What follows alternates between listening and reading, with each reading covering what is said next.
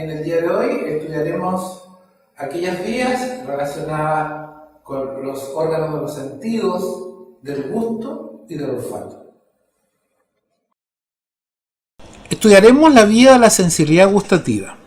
Esta vía, al igual que todas las vías conscientes, está constituida por 3 neuronas encargadas de llevar la sensibilidad desde los receptores hacia el córtex cerebral.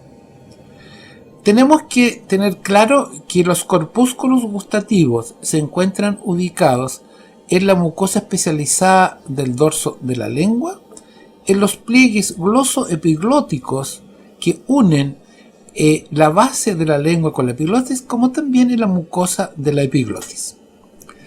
Y estos corpúsculos gustativos están inervados por 3 nervios. En primer lugar, los corpúsculos gustativos de los 2/3 anteriores de la lengua están inervados por la anastomosis de la cuerda del tímpano, que es una rama colateral intrapetrosa del séptimo par del nervio facial, la cual se incorpora al nervio lingual a través de una anastomosis y se distribuye con este entonces por la superficie del dorso de la lengua de los 2/3 anteriores. El otro nervio corresponde al nervio glosofaringio, el cual inerva toda la zona relacionada con la V lingual y la zona posterior a la V lingual, o sea, la raíz de la lengua, y entonces conduce la sensibilidad de los corpúsculos gustativos hacia entonces el tronco encefálico. Y el último nervio es el vago, a través de una rama del nervio laringio superior que inerva entonces la mucosa de la epiglotis y de ahí se dirige hacia el tronco encefálico. En síntesis, 3 nervios son los encargados de llevar la sensibilidad hacia el tronco encefálico. Ubicación de la primera neurona. Para el caso de la anastomosis de la cuerda del tímpano, está ubicada en el ganglio geniculado. En el caso del nervio glosofaringio, en el ganglio inferior del glosofaringio, y en el caso del vago, en el ganglio inferior del vago. De ahí las prolongaciones centrales se dirigen entonces hacia el tronco encefálico para terminar haciendo sinapsis en la segunda neurona, que corresponde al núcleo del tracto solitario, ubicado en el tronco encefálico en la región vulvar y parte inferior del puente. De aquí los axones de la segunda neurona ascienden acompañando al lemnisco medial en un tracto que muchos llaman tracto solitario talámico, para llegar a el tálamo, donde se ubica la tercera neurona, en el núcleo ventral posterior medial o núcleo geniculado. Coincidentemente, aquí llega también el lemnisco trigeminal. Y aquí se dirigen hacia el córtex los axones de esta tercera neurona para distribuirse entonces en la base, en la parte más inferior del giro postcentral, es decir, en el área somestésica del córtex. Esta vía se sale un poco del esquema tradicional de las vías que llegan al córtex cerebral, porque está constituida solo por 2 neuronas. Vamos entonces a ver cuál es el recorrido. Bueno, la primera neurona se encuentra ubicada en el epitelio olfatorio, ubicado en el techo, en las zonas circundantes a la lámina cribosa del etmoide, techo de las fosas nasales.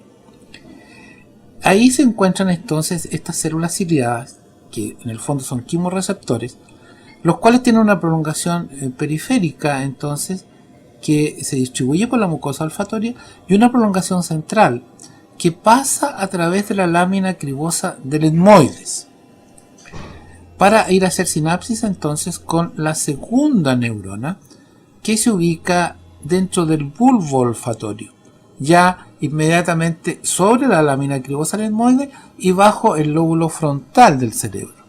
Allí hay una serie de interneuronas, las cuales permiten la modulación del impulso olfatorio, y el nombre de la segunda neurona corresponde a células mitrales, porque se parecen a la mitra de un obispo, ¿cierto?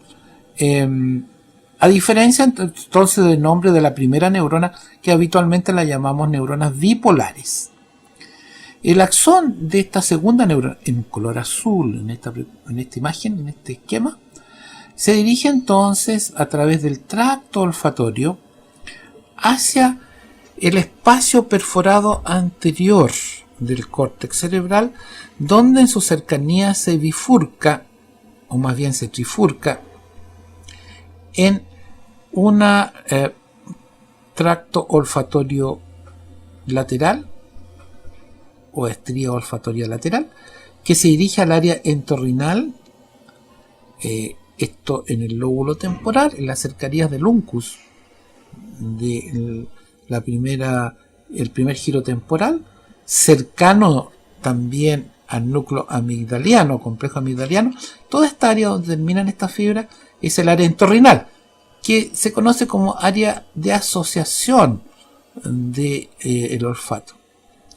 Y después una estría olfatoria medial, que entonces lleva fibras que se introducen dentro de la comisura blanca anterior o comisura rostral, de tal forma que permite la asociación entre ambos bulbos y tractos olfatorios del lado derecho y del lado izquierdo.